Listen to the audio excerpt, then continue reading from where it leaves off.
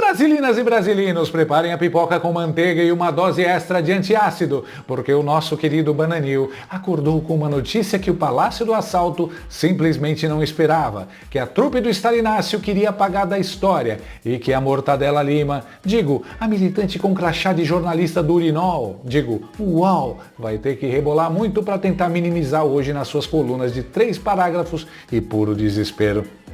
Flávio Bolsonaro, senador da República e pré-candidato à presidência pelo PL, embarcou nesse domingo rumo à terra da liberdade.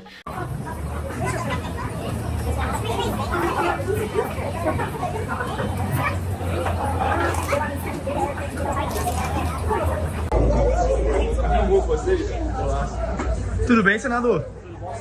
Pernambuco, vocês, cara? Qual a expectativa aí pra Bom, viagem? sem entrevista. Senador, só uma pergunta, senador. Não, Qual essa expectativa? sem entrevista. Qual é a sua expectativa para esse encontro? Respeito o trabalho de vocês, mas sem entrevista. Talvez o portão 314. Estou felizes em revê-los e agradecemos a tua preferência. Informamos a todos que o nosso dado é feito por grupos. Logo na sequência, convidaremos os clientes do grupo 2, 3 e 4 e 5. Convidamos o seu cartão de embarque, junto com o passaporte aberto na parte de fora, ou o seu documento de identificação conforme o seu destino. Esse é o Latam 763 com destino a Santiago e demais conexões. Obrigado. Comandante especial representando, veio 763. Destino, Washington, D.C. Agenda oficial, terça-feira, 26 de maio de 2026, em pleno Salão Oval. O compromisso, uma reunião cara a cara com Donald Trump. Deixa eu traduzir essa jogada para o idioma do brasileiro comum, aquele que paga imposto sobre a blusinha da Shein para financiar a lagosta de ministro. O filho do Jair pegou um avião, foi convidado oficialmente e vai entrar pela porta da frente da Casa Branca para conversar com o homem mais poderoso do planeta. Flávio, o Brasil precisa ser resgatado. Sim, presidente. Com sua ajuda vamos conseguir. Juntos vamos fazer isso.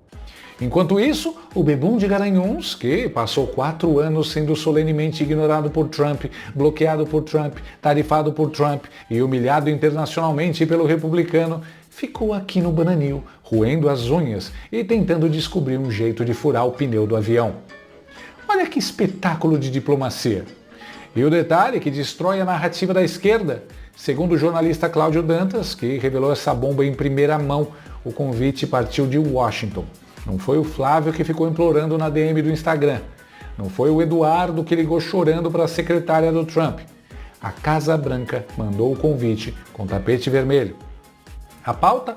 Cooperação bilateral no combate ao crime organizado, investimentos em minerais críticos e, para dar aquela humilhada extra no Itamaraty, a retirada de tarifas sobre as exportações brasileiras. A tradução real disso é cristalina. Trump está sentado para conversar com quem ele enxerga como o próximo presidente do Brasil. Quando o líder da maior potência do mundo marca uma agenda pessoal com um senador de oposição, ele não está fazendo turismo ou caridade. Ele está fazendo uma aposta. Ele está apontando o dedo e dizendo quem ele quer que ganhe a corrida. E o Dick Vigarista de Garanhuns ficou na largada, com o motor fundido. Mas agora vem a minha parte favorita. A parte que mostra o nível de desespero psicológico que tomou conta da esquerda. Segundo o programa A Live, na última sexta-feira, quando o vazamento dessa reunião explodiu na mídia, o Palácio do Assalto entrou em pânico generalizado. Parecia barata quando a luz da cozinha acende. E o que o Stalinácio fez diante desse cheque-mate geopolítico? O que qualquer estadista democrático e maduro faria? Ele ligou para o Joesley Batista. Sim, o Joesley da JF, aquele mesmo que gravou Michel Temer na calada da noite, o rei da delação premiada, o homem que esteve no epicentro dos maiores escândalos de corrupção que esse país já viu. O chefe do executivo brasileiro ligou para esse cidadão para pedir que ele implorasse ao Trump para não receber o Flávio. Imaginem a cena patética, o Janjo de pijama do palácio às 10 da noite, com o hálito purificado e o olho vermelho de insônia, discando o número do Joesley. Companheiro Joesley, pelo amor de Deus, liga pro Trump. Fala pra ele que o menino do Jair é feio, bobo e cara de mamão.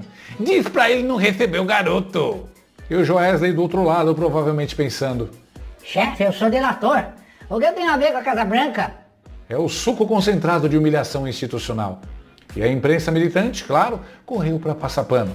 A manchete da Folha de São Paulo veio logo em seguida, naquele tom clássico de desculpar o vexame. Governo avalia como ruim eventual reunião entre Flávio e Trump, mas não vai atuar para impedir.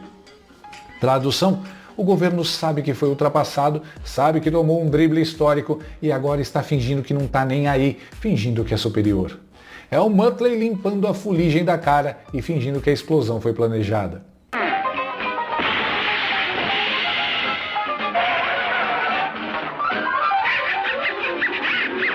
Aí a Red Globo, a nossa querida assessoria de imprensa do regime, tentou achar um pelo em ovo para desmerecer a viagem.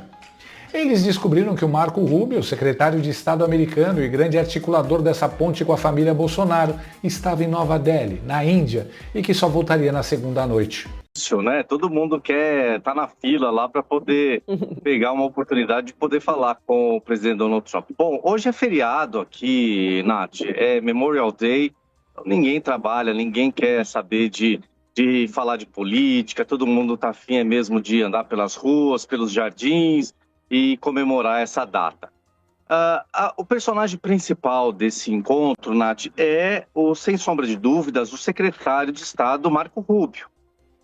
Ele é uma voz muito forte dentro do governo da extrema-direita, né?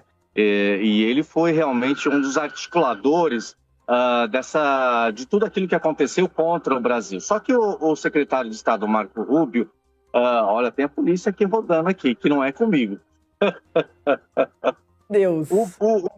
O secretário Marco Rubio, ele na verdade é essa peça fundamental, esse elo praticamente de ligação da família Bolsonaro com o Donald Trump. Só que ele está neste momento na Índia, cumprindo uma agenda já há cerca de uma semana.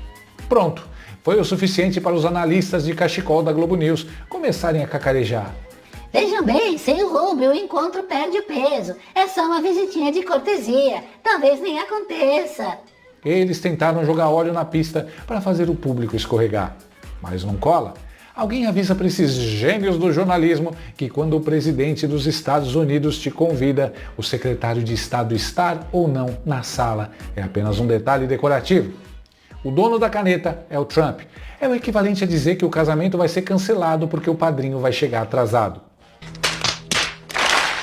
A verdade nua e crua é que a candidatura do Flávio Bolsonaro está aterrorizando tanto o establishment que eles ligaram a máquina de trapaças no modo turbo. E nós temos alguns sinais claros desse pavor generalizado. Exemplo 1, o choque de realidade. O governo Lula foi avisado pela própria imprensa sobre a viagem. Eles não têm mais inteligência, não têm controle, estão completamente cegos no tabuleiro internacional. Exemplo 2, o desespero jurídico.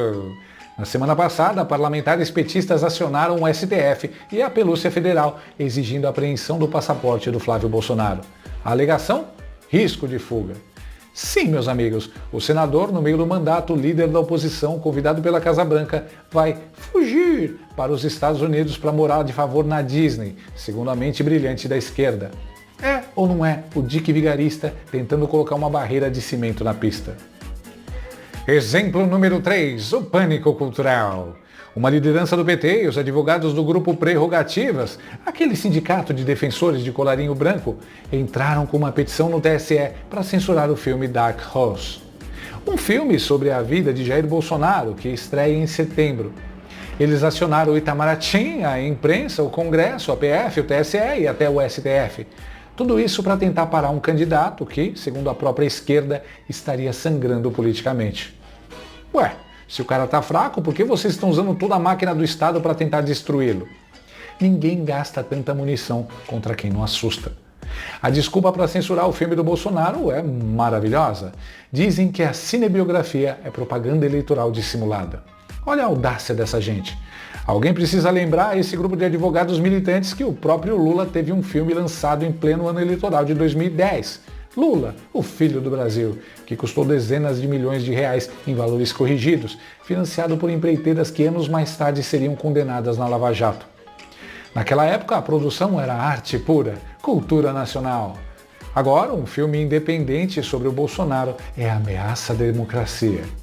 Isso sem falar no desfile da Acadêmicos de Niterói, que usou verba pública para exaltar o governo atual, atacou adversários políticos em carros alegóricos e colocou o número 13 na letra do samba enredo em rede nacional. Olha o avião da folia. Ali, ninguém viu propaganda dissimulada, né? Não! O Brasil é o país oficial do duplo padrão. Eles tentaram difamar o documentário por 2 semanas. Como viram que só deram mais audiência, agora resolveram proibir. Mas a máxima continua valendo. Ninguém joga pedra em árvore que não dá fruto. E o que nos espera nessa reta final? O encontro do Flávio com o Trump vai escancarar o abismo que separa os 2 projetos de país. Enquanto Lula faz questão de tratar facções criminosas como meros problemas sociais, o Flávio vai levar para a Casa Branca a discussão real sobre o narcoterrorismo que tomou conta do país. Ele vai expor ao mundo a perseguição política implacável que contaminou os tribunais brasileiros, a começar pela inelegibilidade do próprio pai. Se estivéssemos em uma corrida normal, em um país sério, o Lula teria agora uma pequena janela para tentar reagir politicamente. Mas, como o Dick Vigarista de 9 dedos não sabe correr de forma limpa, ele não vai tentar melhorar o governo ou acelerar a economia. Ele prefere ligar para o Joesley ou esperar que o seu fiel escudeiro na pista tome uma atitude. Porque aqui no Bananil, o regulamento é diferente. Quando a esquerda está perdendo na pista da democracia, eles não chamam o carro madrinha. Eles acionam o Supremo Taiaiá Federal. Entra em cena o cabeça de manequim, pronto para soltar uma bigorna de 20 toneladas bem em cima do carro da oposição, ou inventar uma nova regra no meio da última volta para garantir o troféu do chefe. Só que, quando você precisa rasgar o regulamento, prender o passaporte dos adversários, censurar filmes e controlar o formato da pista para conseguir vencer, meu amigo, você já perdeu a corrida muito antes da bandeirada final. Você perdeu a moral, perdeu a dignidade e provou para o mundo inteiro que, no fundo, você é apenas um Dick Vigarista assustado, fadado a ver os irmãos Rocha, Bolsonaro, cruzarem a linha de chegada, enquanto você explode com a sua própria trapaça.